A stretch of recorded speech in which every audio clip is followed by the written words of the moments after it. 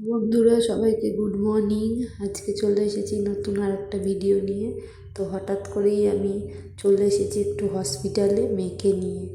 আসলে মেয়ের তো একটু ঠান্ডা লেগেছে, একটু অ্যালার্জিরও প্রবলেম আছে, ওই জন্য দেখাতে চলে এসেছি। ডাক্তার দেখানো কমপ্লিট না, মানে হোমিওপ্যাথি ডাক্তার দেখানো কমপ্লিট।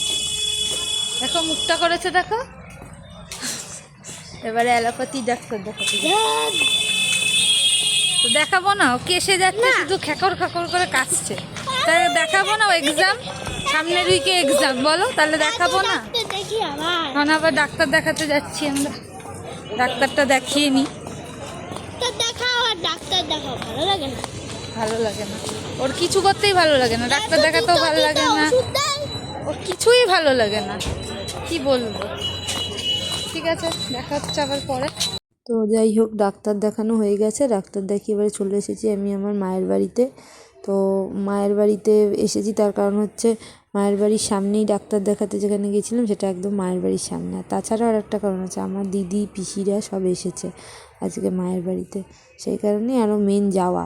তো ওরা আবার আমি না গেলে একা একা বোর হয়, ওই কারণে আমাকে যেতে হবে, না হলে ওদের ভালো লাগে না, সেই কারণেই আসলে যাওয়া।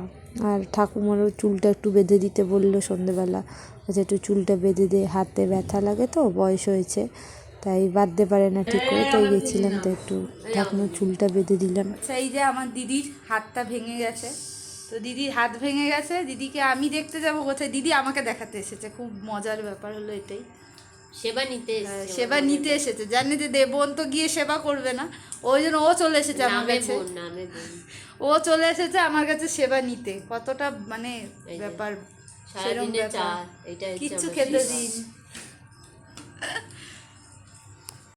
এই আমরা ফার্স্ট কফি খাচ্ছি, এই ওয়েদারে ফার্স্ট কফি, এই দিল রে ফার্স্ট কফি এটা খেলাম। এরকম করলে হবে না, তাহলে দিতে হবে না, তাহলে ম্যাকে হতে পারবে না। কেমন খাচ্ছিস, ভালো হয়েছে তো? ঠিক আছে, এটার জন্য আমাকে ধন্যবাদ দে। তোকে কেন ধন্যবাদ দিতে যাবে? আমি বললাম তো, তার জন্য না, আমাকে দিবি না, কাউকেই তুলছি না। ঠাকুমা খাবে না? তুমি খাবে না? কফিটা কি ভালো হয়েছে, কফিটা দেখো মা। ওটা বন্ধুরা, এই তো দেখালাম তোমাদেরকে সারাদিন কিভাবে কাটলো আজকে। তো রাত্রেবেলা বাড়ি চলে এসেছি, রাত্রে আর মার বাড়িতে থাকিনি, বাড়ি চলে এসেছি। এই এসে এখন আমি এই যে রুটি করছি, যে দেখো এই যে হয়ে গেছে, একটা রুটি বাকি আছে, এই যে রুটি, এই রুটি করছি। আর মা একটু মাংস পাঠিয়ে দিয়েছে, কারণ আসতে রাত্রি হয়েছে, তো মা জানে আবার গিয়ে রান্না করতে হবে আমাকে, ওই জন্য মা বাটি করে একটু মাংস পাঠিয়ে দিয়েছে, মাংস আর রুটি হলেই হয়ে যাবে। তো যাই হোক, ভিডিওটা ভালো লাগলে লাইক কমেন্ট আর শেয়ার করে দিও।